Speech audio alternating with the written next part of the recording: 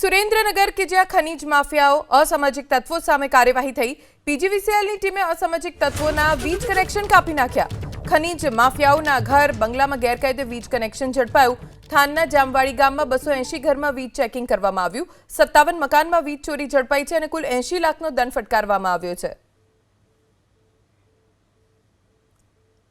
ઘણી બધી જગ્યા અમને જે વીજ ચોરીના જે મળી છે અને આ જે વીજ ચોરી જે છે આનો અત્યારે બધાનો એસ્ટિમેટ ચાલી રહ્યો છે અને મોટા પ્રમાણે જે ઘરોમાં લોકોને ગેરકાયદેસર વીજ ચોરી અને આને સાથે સાથે બીજા જે વ્હીકલ અવૈધ જે વ્હીકલ છે એ પણ અમે લોકો ડિટેન કર્યા છે અને આને અલાવા પણ બીજી જે પબ્લિકને જે ન્યુસેન્સ ફેલાવવા જે બીજા જે લોકલ જે બદમાશ જે તત્વ છે આ લોકો ઉપર પણ પોલીસ દ્વારા અલગ અલગ જગ્યાએ જઈને આ કામગીરી કરવામાં આવેલ છે અને ફ્યુચરમાં પણ એવી રીતે અલગ અલગ જગ્યાએ કામગીરી થશે।